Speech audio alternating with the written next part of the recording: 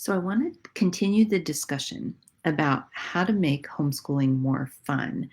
And I picked a dry, for most of us, topic to kind of give you some ideas to wet your whistle about how this can work. So imagine that you are working with your kids to teach them about verbs. Now, if you're a typical homeschooler, you probably have some kind of language arts curriculum, which means that you have a teacher's manual and maybe some worksheets for your kids to learn what a verb is. And it may be something like easy grammar or daily gram or just some really dry grammar worksheets. So you can see as you're working with your child that they're kind of slumping and they're rolling their eyes, and you have this thought, oh, if only there was a way to make this more fun. So by the end of this video, you will have some ideas about how you can bring verbs to life in a way that you'll be able to capture your child's interest and curiosity.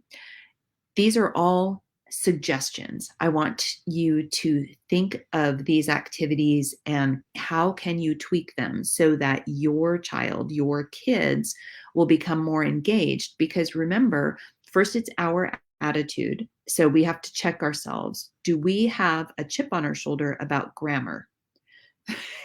It's possible that we don't know what the parts of speech are, that we don't care what the parts of speech are, and that we can be projecting that to our kids. So we want to check our own attitude. Number two, this is where we need to add action into this whole grammar thing so that we can help our kids engage their bodies in some way. And then we're always searching for, does this subject offer the opportunity for amazing? Okay, so let's think about verbs, and we're going to hop over to my website and we're going to see, because I have a collection of ideas for you to get ready. So here we are at A Better Way to Homeschool. And this is a post that I did a while back about 24 ways to make learning about verbs creative, easy, and fun. So again, you don't have to do all of them, but as you're looking through, you're looking through the lens of, what kind of supplies do I have on hand? What kinds of things do my kids love to do? And can I use this in my lesson plans? So if your kids are really struggling with this, whatever lesson you're working on, I'm going to encourage you to send them somewhere to play, outside in the backyard, in their room, in the wherever your play space is. Brew yourself a cup of tea and then come and look for an activity that you can do with your kids later. And whenever you're on my website, you're always looking to see if I offer any kind of a cheat sheet or a bonus sheet. So the very first thing as I look down here is that arts and crafts are a really great way to bring any topic to life. So if you can, especially if your kids are artsy fartsy and they like to cut and color and paste, then you want to look to see if there's some kind of craft that you can do with your kids. And I had a brilliant idea as I was preparing for this morning. So at the end of this video, I'll share my brilliant idea. Okay, so the very first activities here have to do with arts and crafts, cutting and gluing. And it doesn't show you here, but when you're looking through the website, you can click and you can see what the actual activities are. If I click on it, it'll open up to another page and you won't be able to see it. This is a pocket full of verbs, and these first few, pocket full of verbs, an action craft activity, and create your own verb bank it's a printable that with a little bit of cutting and gluing, your kids can do things like put different tense verbs into different paper pockets that they create. They can create verb activity chains or create their own collection of verbs that get stored in their verb bank. Super fun, super simple activities. Again, if you're on my Patreon page, these will be included in your Patreon corner. So never buy something that you see on my site.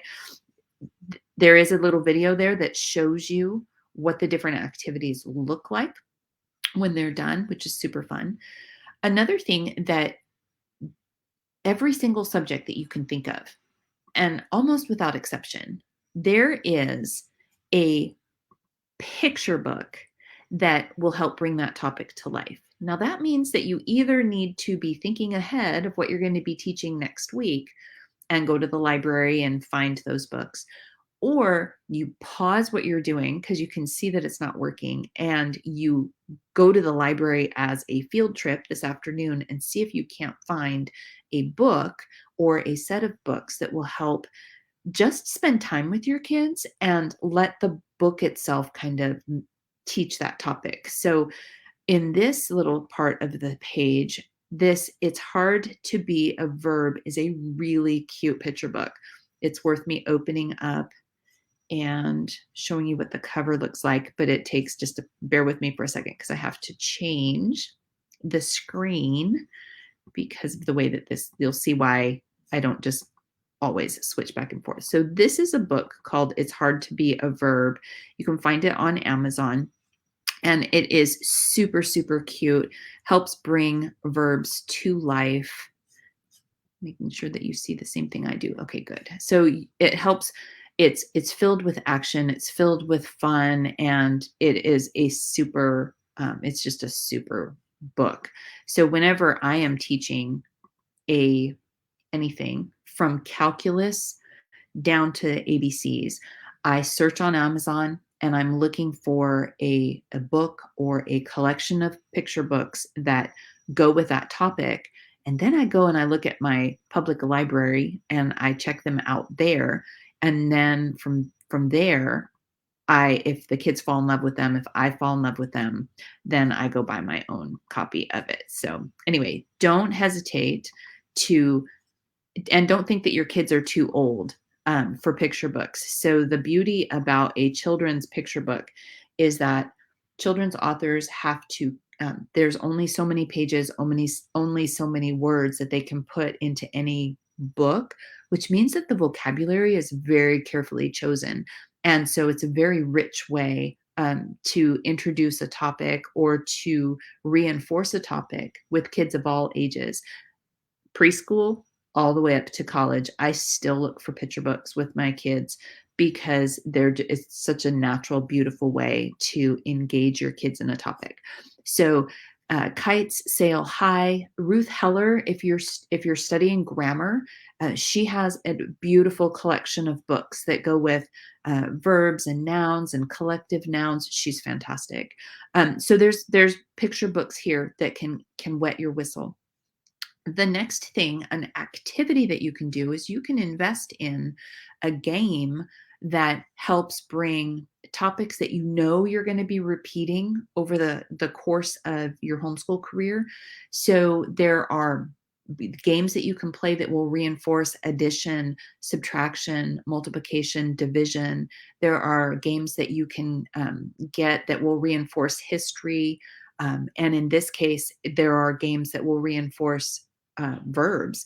And so always look to see if you can incorporate a game into the lesson, because at the end of the day, you're trying to sprinkle that magic in, you're trying to sprinkle the awesome in.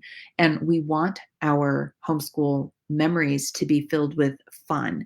And so we do that with hands-on activities and games, right? And let's see, and there's a few really great ones here. You can always opt so after you found picture books and you've done some arts and crafts and you have games, don't hesitate to look at your local thrift store, because you might be able to find these things on super cheap discount.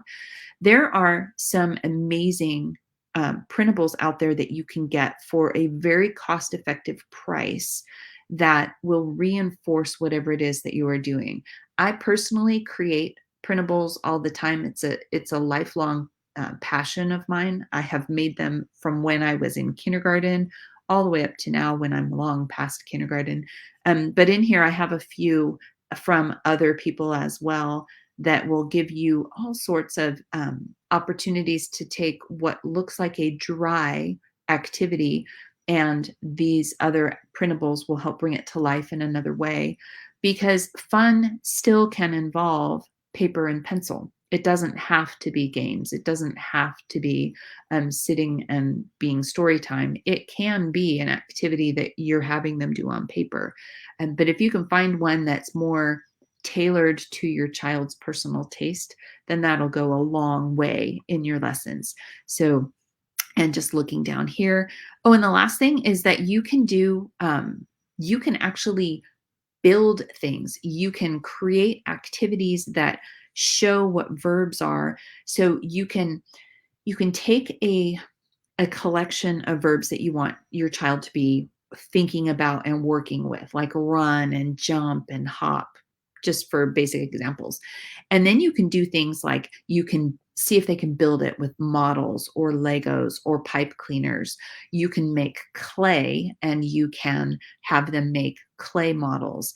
And there's really, once you tap into how can I make it more fun, you'll see why I was saying before in a previous video that one of the key things that you need to remember when you're trying to add that fun element is that you need to slow down because you want to press into a topic in a way that you get really comfortable with it and your kids get the opportunity to have hands-on experiences. So those are some examples that you can find on my website, and the link is below. And I was thinking about this morning through the lens of parts of speech. You could take Post-its and you could have your child label, like take a room like your living room and have them label the nouns in the living room, the sofa, the TV, the table, the lamp, the wall, the floor, etc. And then if you were going to be and then you can talk about the fact that everything that they can see and touch and is a thing, and so that makes it a noun. But if you're moving from one thing to another, then that would be a verb. And then you could make a jar, and you can pop in some action verbs like hop, roll, scoot, or whatever, jumping jacks. And you put those or jumping. You put those in a jar, and then you say, okay, touch the noun floor or wall. So they go and they touch the floor. And now you're going to show us what the verb, and you'd pull it out of the jar is. You're going to move from the wall to the TV using the verb, and then you'd read it. Scooch. And then they would have to scooch from the wall to the TV. So tap into the different ways that you can bring a topic to life. Even verbs can be more fun if you mix in games and arts and crafts and activities and picture books. And suddenly it's no longer just a boring worksheet, although I have always loved worksheets, but it's not just a boring worksheet. Now your kids are touching, feeling, tasting. You could easily do some cooking where you're mixing and cutting and stirring and baking and smelling whatever you have in your kitchen. And now you've helped bring that topic to life, and your kids will be all in. So anyway, that's an example of how you can make homeschooling more fun. See you in the next video.